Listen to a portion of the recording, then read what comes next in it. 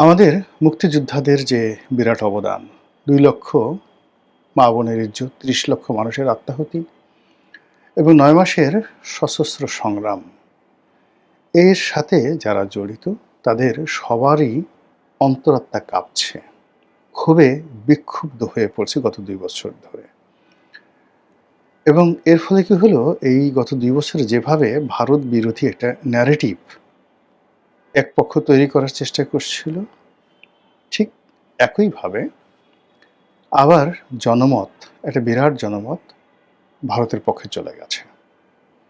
এখন লোকজন মনে করছে আমাদের কলকাতা যাওয়া দরকার। আমাদের চিকিৎসার জন্য ভারতের বিকল্প নেই। ভারতের সাথে ব্যবসা-বাণিজ্য করতে হবে। ভারতের সাথে শত্রুতা করে আমরা থাকতে পারব না। ভারত আমাদের কি ক্ষতি করেছে? শেখ হাসিনা আমাদেরকে কি গোলামির চুক্তিতে আবদ্ধ করেছে, সেই বিষয়গুলো আমাদের জানা দরকার।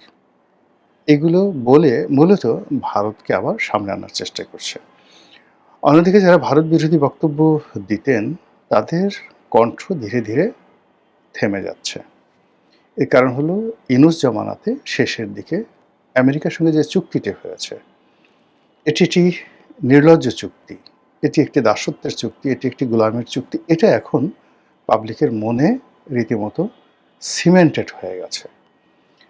এখন আপনি যতই বলেন না কেন যে এটা একটা অপরিহার্য চুক্তি ছিল, এটা দরকার ছিল, এই চুক্তির ফলে বাংলাদেশের অনেক উপকার হয়েছে এবং মার্কিন শুল্ক নীতি নিয়ে ওই সময়টাতে ইন্দোনেশিয়া যে চুক্তি করেছে, ফিলিপিন যে চুক্তি করেছে, ভিয়েতনাম যে চুক্তি করেছে, তুলনামূলকভাবে এমনকি ভারত যে চুক্তি করেছে তার চেয়ে বাংলাদেশের চুক্তিটি ভালো ছিল বা এখনও ভালো আছে। এই কথাটা আসলে কাউকে বিশ্বাস করানো যাচ্ছে না।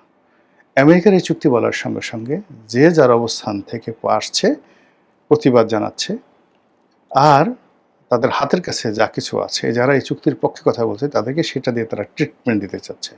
কার হাতে যদি জুতা থাকে, কার হাতে যদি ঝাড়ু থাকে, কার হাতে যদি অন্য কিছু না থাকে, তাহলে যারা এই কথা বলছে তাদের নাক ধরে টানতে চাচ্ছে, কান ধরে মলে দিতে চাচ্ছে, তারপর শেষে গুদগুদি পেটের মধ্যে একটু সুড়সুড়ি দিতে চাচ্ছে, ঠাট্টা করতেছে, মস্করা চলতেছে, ওরে আমার আমেরিকান দালাল রে, ওরে আমার আমেরিকান দালাল রে, এই ধরনের কথাবার্তা বলতে চাচ্ছে। ফলে এই যে আমেরিকা বিরোধী একটা জনমত তৈরি হয়েছে, এই জনমতটা ভারত বিরোধী জনমতের চাইতে এখন আরও বেশি প্রবল আকার ধারণ করেছে।